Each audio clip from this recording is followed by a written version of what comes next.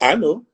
Yeah. I met Steve Jobs in Jimmy Iovine's office. I got a chance to see with my own eyes. He spent the weekend with him, Dr. Dre, and the whole weekend he sat there. The first time I sat there, I went in there 10 minutes before I told him, "Let me see that." They gave it to me. I said, "What's it called? It's called an iPod."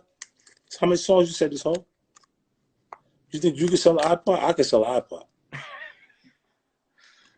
Jimmy will tell you, in that 10 minutes that I sat there, I got him to give me $150,000.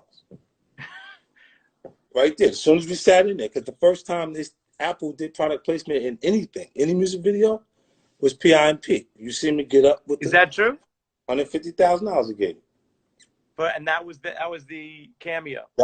That was what I did. When you saw That's me so did interesting. I had never heard that. the iPad, that was the first thing. Like Did it's Steve not Jobs like, strike you? Did he strike you as more open-minded than other suits you dealt with? yeah, look, he looked at it and was like, he looked at Jimmy. Jimmy said, "Believe it or not, the kid is golden. I don't care whatever he says right now, it's gonna go." And he just went with it. He just gave me $150,000. That's wild. And Dre was making a full transition then. Yeah, Dre was. Look, Dre never really had like it was. Dre's a brand. He's the thing that was protected.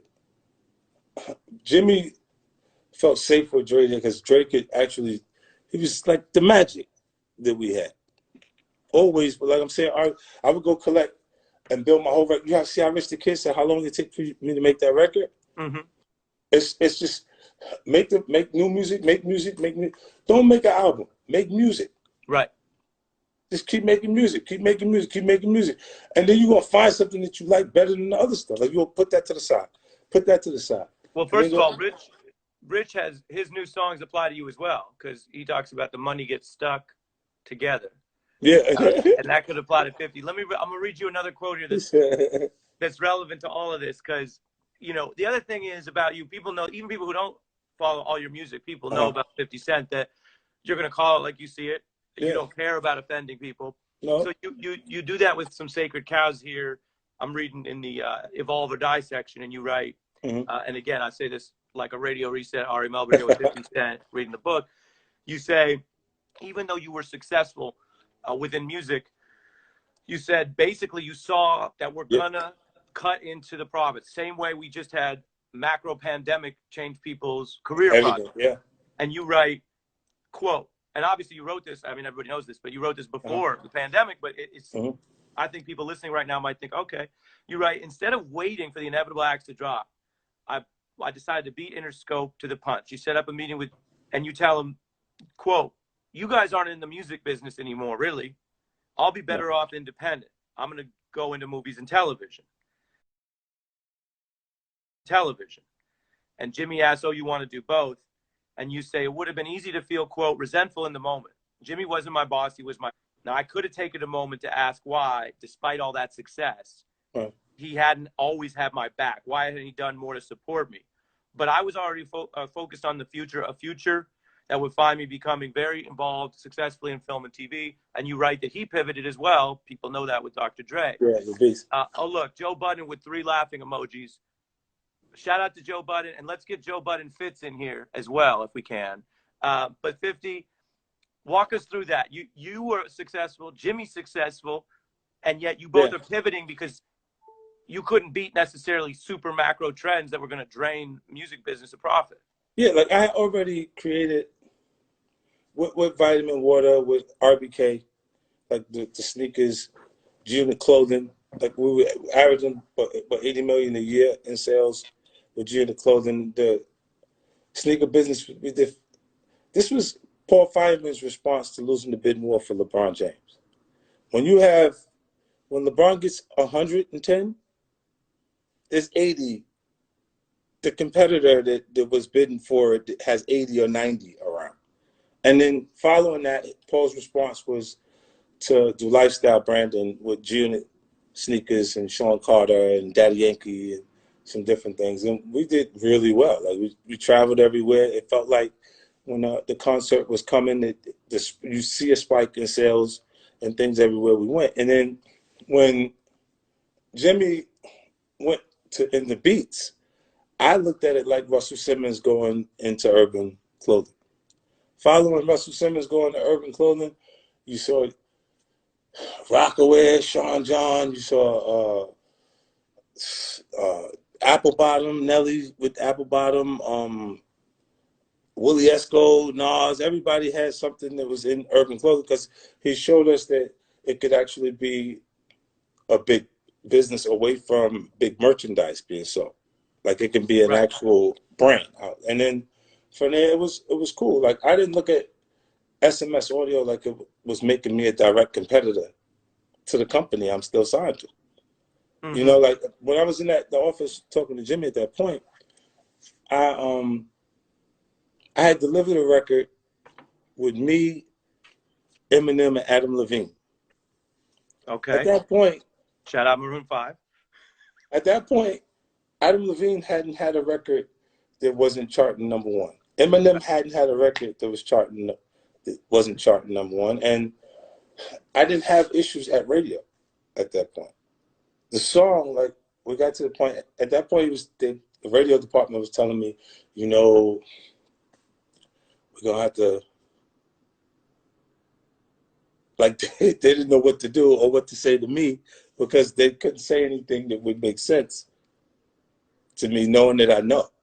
Right. You know, so when I sit and I talk with him, it was really interesting because he felt like that in some ways, I think, betrayed by me. He was angry with me. You know what I'm saying? I've done things I wasn't supposed to do the whole way. You know what I mean? Not to Jimmy or not to Dre or to Eminem in any way. You know what I'm saying? But when we came in, it was a lot of street energy around us. You know what I'm saying? There was a lot of things going on. So it was like I had altercations with guys that you don't pick these guys. All right, the guys I had beef with, they got life in the penitentiary for cases, homicides connected to them, all kind of things connected to them, right? And I had problems with these guys. This is why my aura is tougher than my behavior. Because I've had issues with them. When people say they want a problem, I say no problem. Because I don't necessarily think I can resolve the issue. You know what I mean? Like not to communicate with you. I didn't communicate with you to create these films. Remember, and then you also the theme is in the book too, where you in the book you demand that people achieve the level of maturity and judgment that you did fast and young. Yeah. But not everyone's capable of that. I mean, for one thing, Mark Hanton in there. Shout out to Mark Hanton. I know you work with him. Super producer. He be producing everything. But 50, like, the question then is for someone reading the book who's trying to figure out how to apply lessons. It's like the game was making at the time, as you put it, you know, some of the mistakes were business mistakes, right. Like picking fights with certain DJs that you guys needed to work with. And it was like, why do that? Or you talk about other artists here that just didn't appreciate how you put them on. So one question I have for you, for people watching here is how do you apply that? How do you apply final maturity? I think that's the way, look, the way I was raised put that in me. Like, I don't forget what you do for me.